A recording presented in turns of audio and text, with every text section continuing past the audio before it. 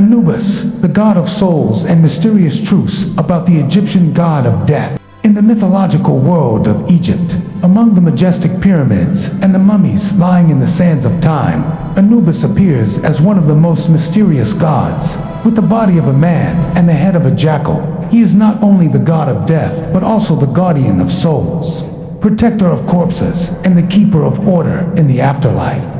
But behind that image are countless thrilling stories, unsolved mysteries that have haunted the human imagination for thousands of years. The Egyptians believed that when a person died, their soul would begin a dangerous journey to reach Osiris, the god of the dead. On that journey, the soul would have to cross dark lands, avoid traps, and face terrifying creatures of the underworld. And Anubis was the soul's companion, guide, and protector. He appeared in the weighing of the heart ceremony, where the deceased's heart was weighed against the feather of the goddess Mat. If the heart is lighter, the soul will be liberated. If it is heavier, it will be devoured by the monster Ammit, never to be reincarnated. The miracle here is that Anubis is not a god of judgment, but he is the embodiment of justice, the keeper of that sacred ritual, impartial, without sentimentality.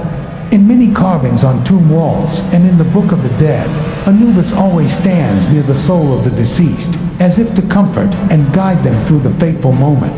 In the pre-dynastic period, when the dead were buried in shallow graves, jackals were a real threat. They dug up corpses, ate them, and terrified the Egyptians. But instead of trying to eradicate them, the Egyptians did the smart and spiritual thing. They turned the fearsome beast into a guardian deity of the cemetery. Thus was born Anubis, a god in the form of a jackal, but his duty was to keep the dead at rest, protecting them from the insults of the very species he symbolized. Black, the color of Anubis, is also the color of the Nile silt, symbolizing rebirth, the color of new life after death. This journey is not a coincidence, but a profound message left by the Egyptian ancestors. Death is not the end, but a preparation for a new, where the soul will be reborn, purified, and return to the cycle of reincarnation of the universe. Interestingly, the origins of Anubis vary widely across Egyptian mythology. Some accounts claim that he was the son of Ra, the creator of the universe. Other, more fanciful, legends say that Anubis was the result of an affair between Osiris and Nephthys, the sister of the goddess Isis.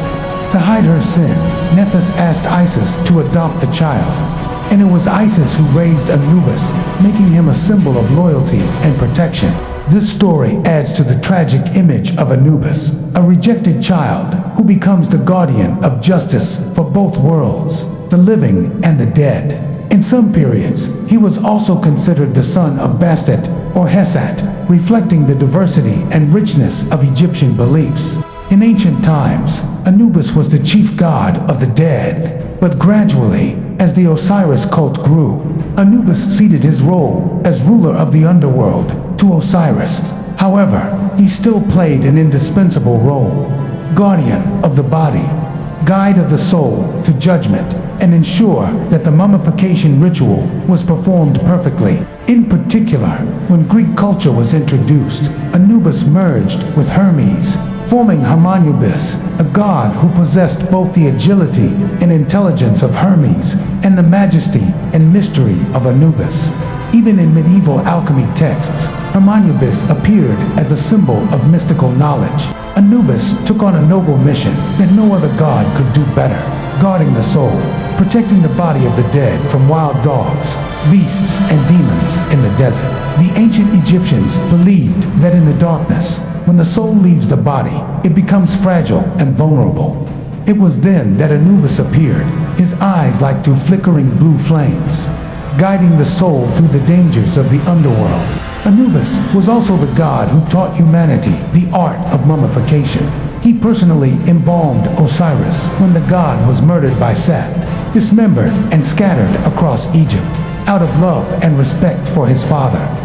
Anubis collected Osiris' body parts, reassembled them, and used mystical spices to keep the body from decaying, helping Osiris become the god of the immortal dead.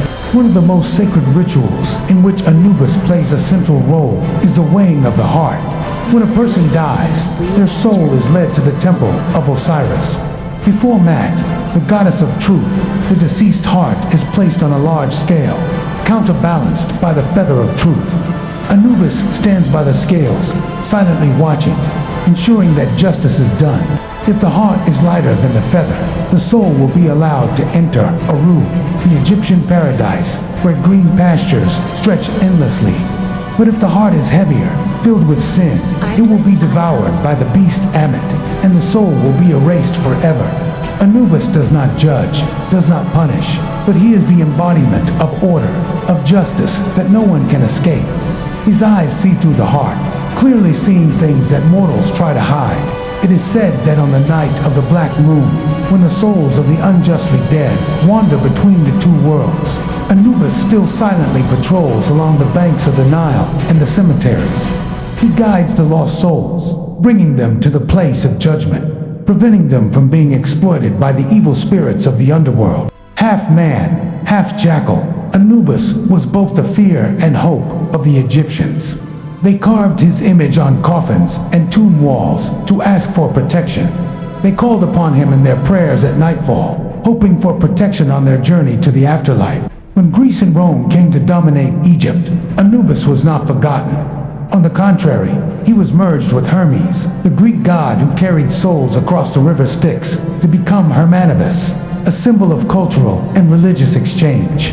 In tombs from that period, Anubis is still seen leading the dead, dressed in Greek robes, to the throne of Osiris. Today, though his temples have been buried in the desert, Anubis lives on in popular culture. In movies, comics, and video games, he represents the eternal question of humanity. What happens after death? Who guides our souls? Anubis reminds us that death is not the end, but only the door to a new journey. And on the other side of that door, there is always a guide, a protector, a keeper of order, and that is Anubis. Do you believe that the soul needs a guide on its final journey? Share your thoughts, and don't forget to like and subscribe to discover other mystical myths.